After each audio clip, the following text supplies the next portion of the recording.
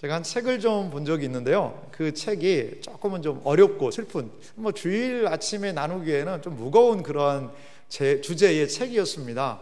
그 책 제목은 이렇습니다. 나는 사랑하는 사람을 잃었습니다. 이것이 책 제목이에요. 미국의 예일대학교 철학 교수인 니콜라스 월터 스토프라는 그 교수님이 있는데요.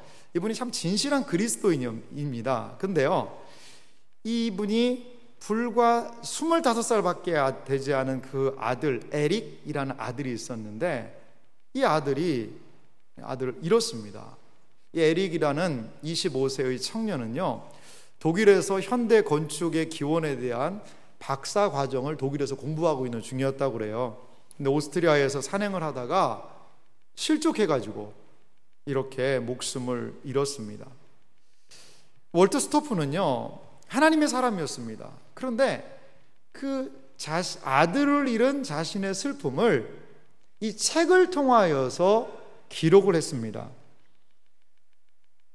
흩어져 있는 내용들을 좀 정리해서 제가 몇 부분을 읽어드리면요, 이 월터 스토프의 한번 좀 마음을 생각하면서, 아들을 잃은 어머니의 마음을 좀 생각하면서 이 내용을 한번 들어보세요.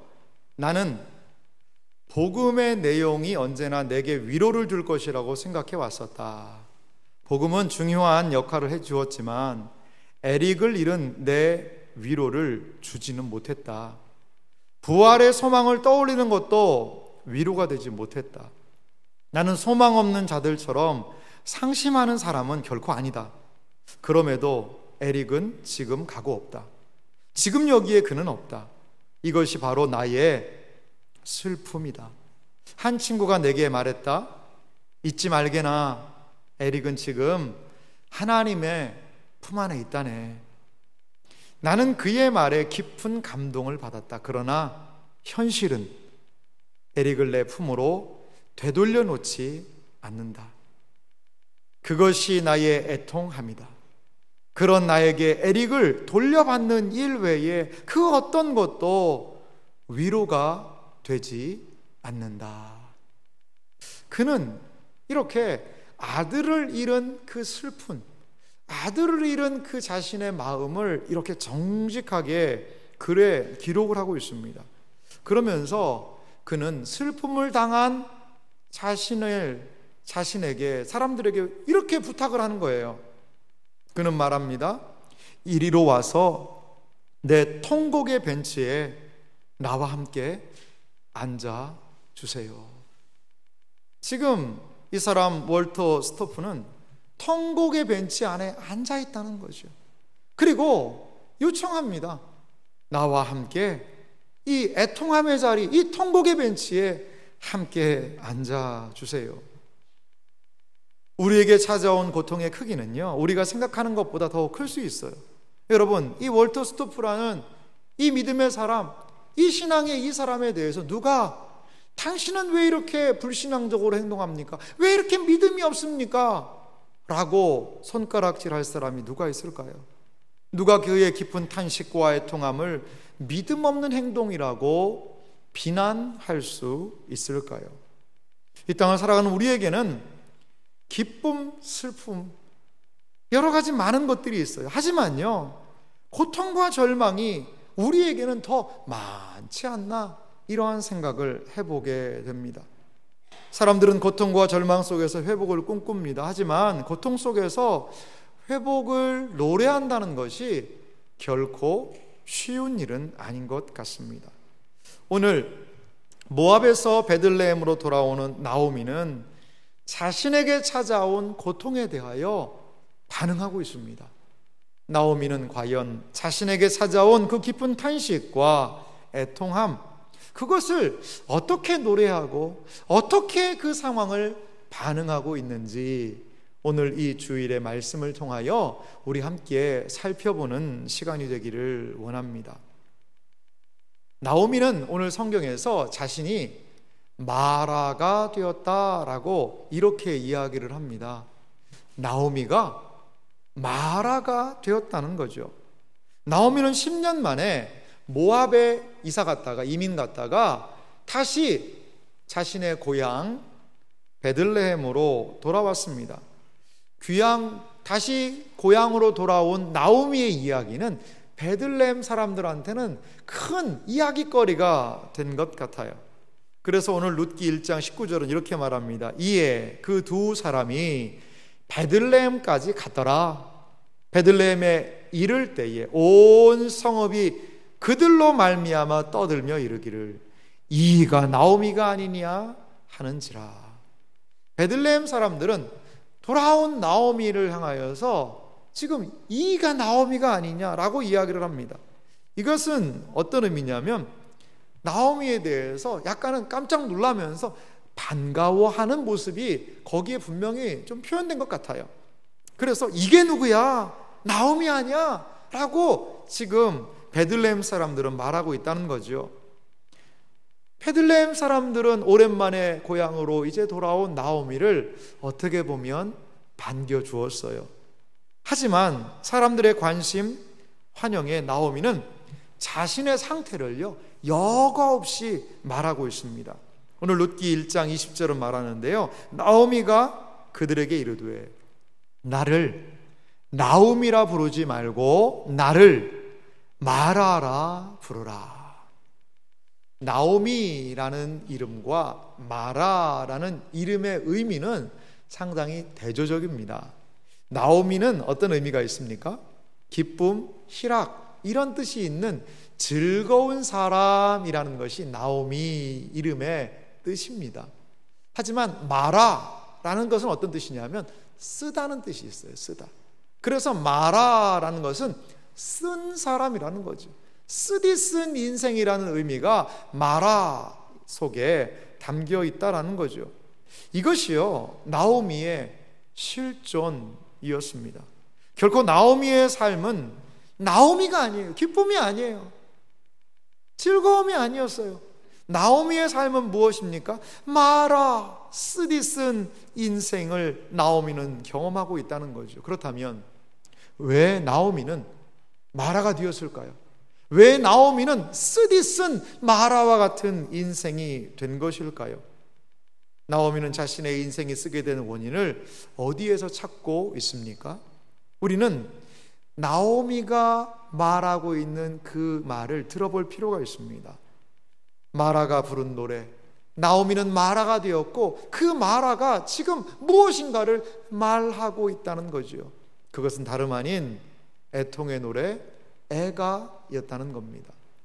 오늘 성경 말씀 20절하고요 21절에 있는 내용을 좀 보면 이 나오미가 마라 쓰게 된 원인에 대해서 이렇게 이야기하고 있는 것을 볼 수 있습니다. 제가 정리를 한번 해봤는데요, 나오미의 노래를 보면 20절에 이런 부분이 있어요. 전능자가 나를 심히 괴롭게 하셨음이니라. 이 괴롭다라는 표현도요 쓰다라는 의미가 있어요.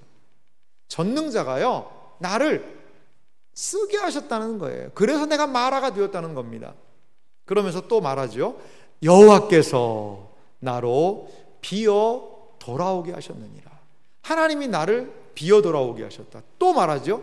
여호와께서 나를 징벌하셨고, 또 말합니다. 전능자가 나를 괴롭게 하셨느니라. 이 전능자가 두 번 쓰였고요, 여호와가 두 번이나 쓰였습니다. 그러면서 이 나오미의 고난과 고통이 어디에서 출처하느냐? 나오미의 쓴 인생, 나오미의 비어있는 삶, 징벌, 괴로움, 이 모든 것의 근원이 바로 여호와, 전능자 하나님이라는 거죠. 이 구약 성경에서 전능자라는 것은 전능하신 하나님을 보통 엘 샤다이 이렇게 얘기합니다. 샤다이라는 표현을 써요. 하나님이 전능자라는 것은 어떤 의미가 있냐면 하나님께서는요 인간을 다스리는 지배자시라는 거죠. 하나님께서는요 어떤 분이시라는 거죠? 축복을 베풀고 인간의 운명을 결정하고 공의를 행하고 악을 심판하는 분으로 하나님을 묘사할 때 성경은 전능자다라고 그렇게 이야기합니다. 그런데 나오미가 왜 마라가 되었습니까? 바로 이 전능자 때문이라는 거죠. 전능자께서 나를 심히 괴롭게 쓰게 하셨다라고 말합니다. 여러분, 이것이 나오미의 불신앙일까요? 이것은 단순히 모든 책임을 하나님께 돌리는 하나님에 대한 원망일까요? 어떤 해설가는요, 이것이 나오미의 하나님에 대한 불신앙이고 여전히 하나님께 대한 원망이어서 이것은 나오미의 믿음이 없는 행동이다 라고 이야기하는 사람도 있습니다. 나오미 아직까지 정신 못 차렸다는 거죠. 이제 하나님의 주권을 인정하여야 하는데 왜 하나님께 불신앙적으로 원망하고 있는가라고 말하는 분도 있습니다. 과연 그럴까요? 나오미가 말하는 하나님에 대한 이야기, 말은 과연 무슨 의미가 있을까요? 우리는 성경에서 이 탄식하는 장면들이 좀 나옵니다. 그것을 성경은 무엇이라고 그러냐면 애가라고 그래요. 탄식의 시편이 성경에 좀 등장을 하는데요, 우리가 보통 시편 하면 어떤 이미지가 떠오르시죠? 하나님을 찬양하고 감사하고 영광 돌리는 것. 시편의 맨 마지막은 그렇게 이야기하죠. 호흡이 있는 자마다 여호와를 찬양할지어다. 할렐루야. 이렇게 시편이 마무리됩니다. 물론 맞습니다. 시편은 찬양입니다. 시편은 찬양의 고백이 많이 등장을 합니다. 하지만요, 시편의 형식을 연구하는 분들은 이런 얘기를 해요. 시편의 찬양시가요 150편 중에 41편이라는 거예요. 하나님을 찬양, 경배하는 게요 41편이래요. 그리고 시편의 형식이라고 할 수 있는 탄식의 시, 애가가 있는데요, 그것은 몇 편이나 되는 줄 아세요? 54편이나 된다는 거예요. 54편. 이렇게 시편의 더 많은 이야기들은 여전히 탄식과 여전히 애가를 노래하고 있다라는 거죠. 제가 그래서 시편을 좀 몇 편 찾아봤더니요, 시편 77편에 보면 이 아삽이라는 사람의 시거든요. 거기에 이런 부분이 있습니다. 77편 4절에서 9절을 제가 읽어보겠습니다. 주께서 내가 눈을 붙이지 못하게 하시니, 이 눈을 붙이지 못하게 한다는 것은 무슨 뜻일까요? 잠 못 잔다는 겁니다. 잠을 못 잔다는 거예요. 눈을 붙이면 자는데 눈을 붙이지 못하는 거예요. 잠을 못 자는 거죠. 내가 괴로워 말할 수 없나이다. 이 사람 아삽은 괴로워서 말할 수 없는 지경입니다. 5절은 말합니다. 내가 옛날 곧 지나간 세월을 생각하여 싸우며 밤에 부른 노래를 내가 기억하여 내 심령으로, 내가 내 마음으로 간구하기를. 자, 아삽이 무엇을 얘기하는지 주의 깊게 보시기 바랍니다. 주께서 영원히 버리실까? 다시는 은혜를 베풀지 아니하실까? 그의 인자하심은 영원히 끝났는가? 그의 약속하심도 영구히 패하였는가? 하나님이 그가 베푸실 은혜를 잊으셨는가? 노하심으로 그가 베푸실 긍휼을 그치셨는가? 하였나이다 셀라. 지금 이 아삽이라는 사람의 이 이야기를 들어보시기 바랍니다. 하나님이 나 버리실려나? 은혜 베풀지 않으시려나? 인자하심, 사랑 끝났나? 약속은 폐하여 버렸나? 베푸실 은혜를 잊었을까? 노하심으로 베푸실 긍휼 그치셨나? 까만 밤을 하얗게 세우며 이 아삽이라는 사람은 지금 이렇게 시편에서 시편을 고백하고 있습니다. 여러분, 이 성경에도 이런 내용이 있습니다. 성경에 기쁨, 찬양, 경배, 감사, 영광, 아름답고 긍정적이고 밝고 복된 이야기만 성경에 가득하다라고 오해하지 마십시오. 성경을 펼쳐보면 믿음의 많은 사람들도, 아니 성경의 저자들까지도 하나님의 은혜의 자리에서 내가 떨어져 나간 것인가? 라는 이러한 낙심의 밤을 보낼 때가 있더라는 것입니다. 누가 아삽에게 너는 왜 이렇게 불신앙으로 지금 나아가고 있느냐라고 누가 손가락질할 수 있을까요? 저는 또한 시편 38편의 내용을 좀 살펴보았습니다. 이것은 우리에게 잘 알려진 다윗의 시입니다. 다윗은 시편 38편에 이러한 이야기를 남겨놓았어요. 시편 38편 1절 말씀부터 보면은요, 이렇게 말씀합니다.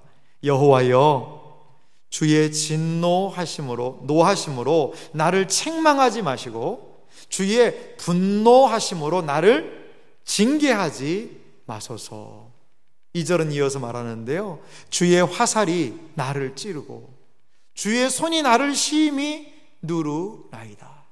다윗은 생각할 때 주의 화살이요, 하나님이 쏜 화살이 나를 찌른다는 거죠. 하나님의 화살이에요. 그리고 주의 손이 나를 누른다는 겁니다. 근데 거기 앞에 부사가 붙었어요. 심히 누른다는 겁니다.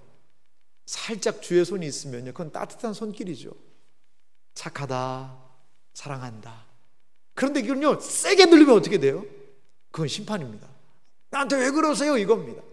세게 눌린 거예요. 지금 그 하나님의 손에 눌려서 있는, 깔려 있는 이 다윗의 모습을 말합니다. 3절과 4절도 이어서 보면은요, 주의 진노로 말미암아 내가 내 살이 성한 것이 없으며 나의 죄로 말미암아 내 뼈에 평안함이 없나이다. 죄악이 내 머리에 넘쳐 무거운 짐 같으니 내가 감당할 수 없나이다. 여러분, 이게 누구의 고백입니까?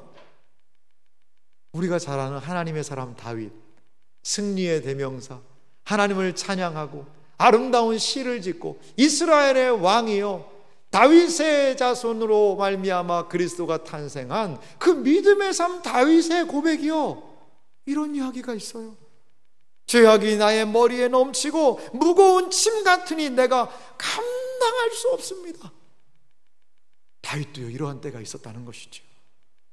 여러분, 다윗은 이러한 어려운 상황에서요, 그래서 결론적으로 이런 고백을 합니다. 시편 38편 8절과 9절인데요 이 두 절은 우리가 좀 같이 읽으면서 이 다윗의 한번 심정을 같이 한번 공감해 봅시다. 8절과 9절 말씀 같이 천천히 읽겠습니다. 내가 피곤하고 심히 상하였음에 마음이 불안하여 신음하나이다. 주여, 나의 모든 소원이 주 앞에 있사오며 나의 탄식이 주 앞에 감추이지 아니하나이다. 아멘. 하나님의 사람 다윗이 무엇을 얘기합니까? 나의 모든 소원이 주님 앞에 있다. 나의 탄식을 주 앞에서 내가 감추지 않겠다는 거죠. 다윗은 하나님의 손이 자신을 누른 그 짐, 무거운 그리고 자기가 지금 당하고 있는 이 고난, 그것을요 감추어서 숨겨서 나 괜찮다? 나 뭐 괜찮아? 나 문제 없어? 그렇게 이야기하고 있지 않습니다. 감추지 않겠다는 거예요. 그러면서 나의 탄식을, 나의 고난을, 나의 고통을, 나의 여호와의 손이 나를 누르고 있는 그 고통의 시간을 탄식으로 주님 앞에 감추지 않고 올려 보내겠다라고 말하고 있습니다. 다윗의 고통이요, 하나님 때문이라는 거예요. 다윗도 지금 고통받고 있는데 이것이 하나님 때문이라는 것입니다. 누가 다윗에게 너는 왜 이렇게 하나님을 못 믿느냐? 다윗이 불신앙이다, 믿음이 없다라고 누가 다윗을 말할 수 있을까요?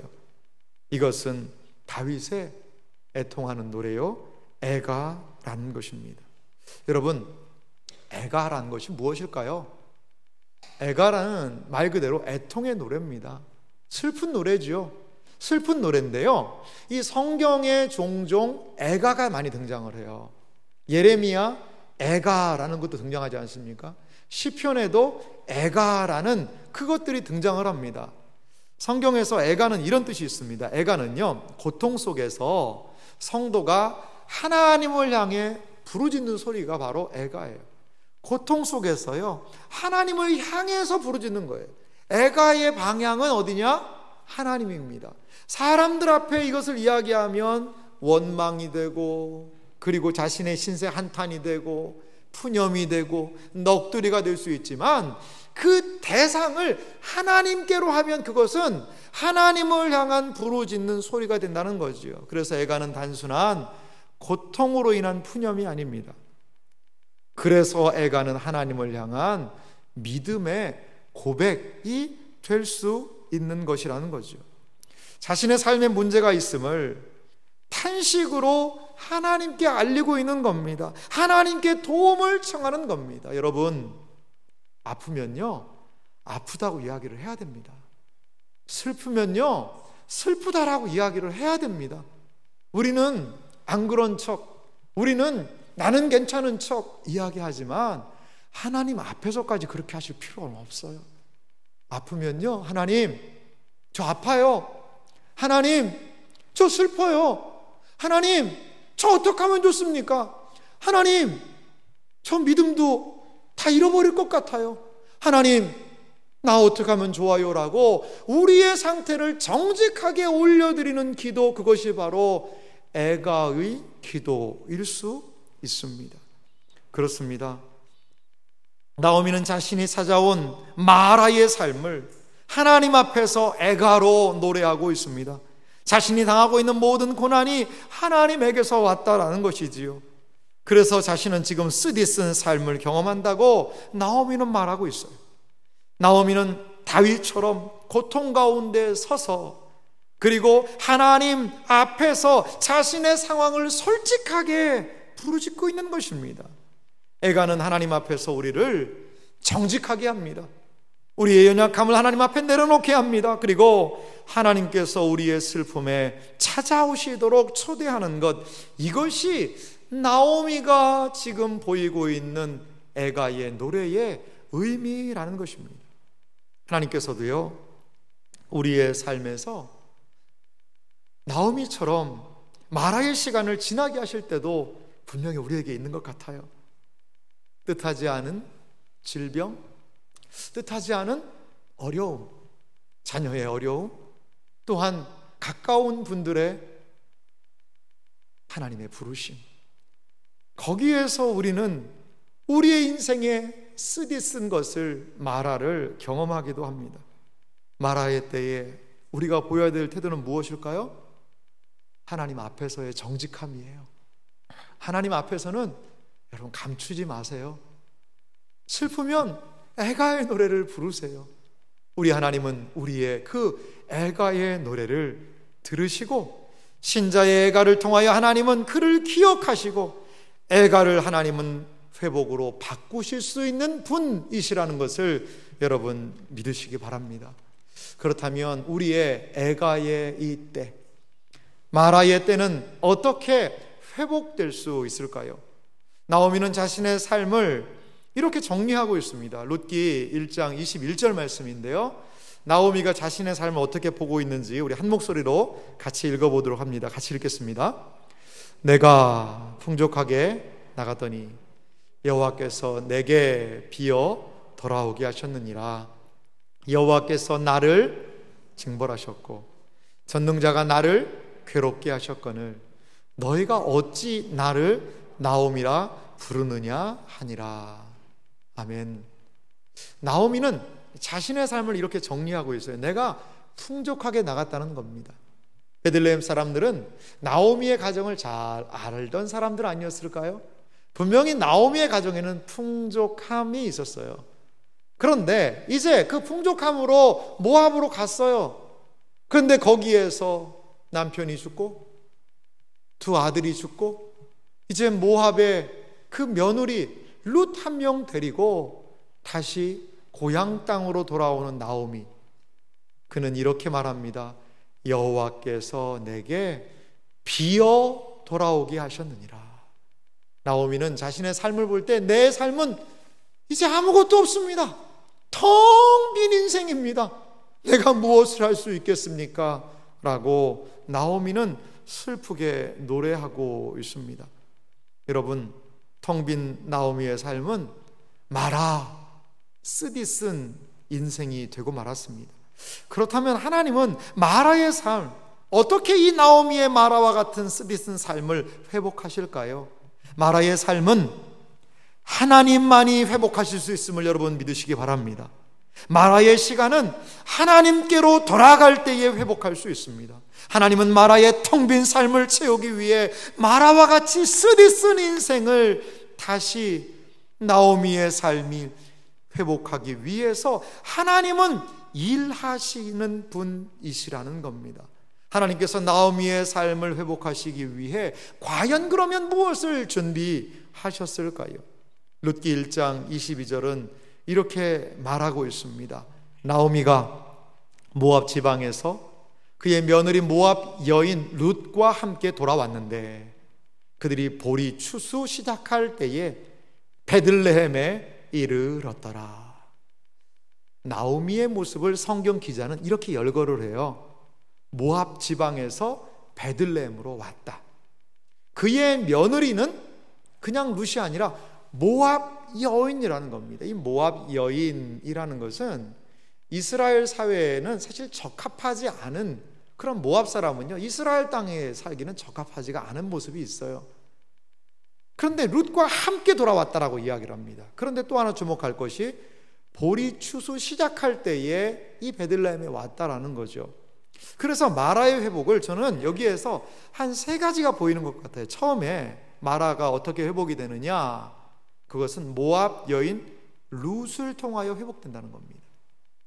나오미는 내 삶이 어떻다고 얘기했죠? 텅 비었다라고 그랬습니다. 아무것도 없습니다. 하지만 나오미에게는 누가 있어요? 모압 여인 자신의 며느리 룻이 있잖아요.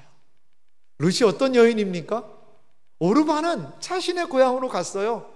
하지만 룻은 시아버지 잃고 남편도 잃었지만 그 늙으신 나이 많은 시어머니 한 명을 믿고 일반적이고 상식적인 결정을 뛰어넘어 여기까지 나오미와 함께하고 있는 사람이라는 거예요. 사단이 우리에게 주는 마음은요, 고립감입니다. 나는 혼자야. 나는 아무런 도와주는 사람이 없어. 나는 이렇게 쓸쓸하게 외롭게 혼자 있다 죽을 거야. 이것은 사단이 주는 고립감이에요. 하지만 하나님은 하나님의 백성에게 늘 사람들을 붙여주세요. 혹시 마라바 같은 고통 가운데 있습니까? 아무도 나를 도와줄 수 없다라고 생각하세요? 하지만 눈을 들어보세요. 나오미에게 모압 여인 룻이 있었듯이 우리 주변에 하나님은 사람들을 보내셔서 마라와 같은 쓴 인생을 회복시키시는 은혜로 우리를 붙잡아 주신다는 것을 여러분 믿으시기 바랍니다. 마라의 회복은 두 번째로요, 모압이 아니라 베들레헴에서 이루어질 수 있다는 거죠. 진정한 회복의 자리는 하나님께서 은혜를 베푸시는 베들레헴입니다. 나오미의 마라 그 쓴 인생은 결코 모압 땅에서 회복될 수 없다는 거죠. 나오미는 모압에서 큰 고통을 경험합니다. 다시금 하지만 나오미는요, 하나님의 백성, 하나님의 은혜가 있는 이 땅으로 돌아오는 거죠. 하나님의 손이 나를 치셨다 하더라도 그 하나님의 손을 의지하여서 그 하나님의 손이 나를 다시 살리시는 장소는 모압이 아니라 베들레헴이라는 확신을 가지고 그는 거기로 돌아옵니다. 금이 환영은 아니었어요. 환영받지도 못할 수 있어요. 너무나도 초라함으로 많은 사람들의 이야기거리가 될 수도 있어요. 하지만 베들레헴에는 나오미의 회복이 있다는 거죠. 마라의 인생은 어디서 회복됩니까? 베들레헴에서 회복될 수 있다는 것을 여러분 믿으시기 바랍니다.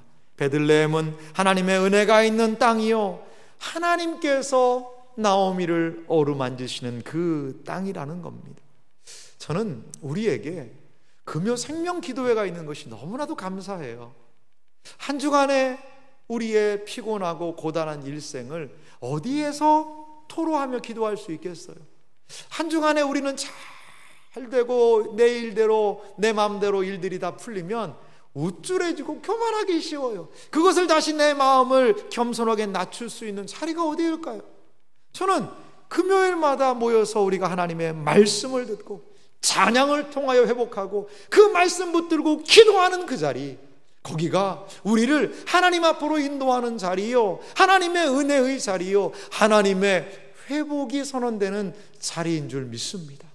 그래서 삶의 무게가 무거우시다면, 인생의 마라와 같은 쓴맛이 나에게 너무 강하다면 그 기도의 자리로 나오시기 바랍니다.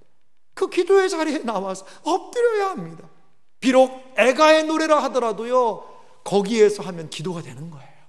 다른 사람들에게 이야기하면 불평과 원망과 낙심과 수군거림 될 수밖에 없지만, 하나님께 나와 기도하면, 하나님께 애가의 노래를 부르면 그것은 우리의 기도가 될 줄 믿습니다. 하나님의 은혜의 자리에서 하나님께서 회복하시는 은혜가 우리 모두에게 있기를 간절히 소망합니다. 마라는 어떻게 회복될까요? 보리 추수가 시작되므로 그 쓰디쓴 마라의 인생은 회복될 수 있습니다.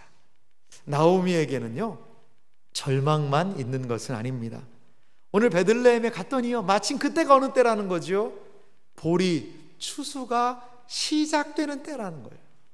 베들레헴의 뜻이 있습니다. 베들레헴이 무슨 뜻인 줄 아세요? 떡집이라는 뜻이 있습니다. 떡집. 혹시 떡집을 내실 의향이 있는 분들은 이름을 고려해 보시기 바랍니다. 베들레헴 무슨 뜻입니까 하면 떡집이란 뜻입니다. 떡집. 베들레헴에 살던 나오미가요, 모압으로 갔잖아요. 왜 그랬습니까? 베들레헴에 기근이 들었어요. 쉽게 말하면 떡집에 떡이 떨어진 거예요.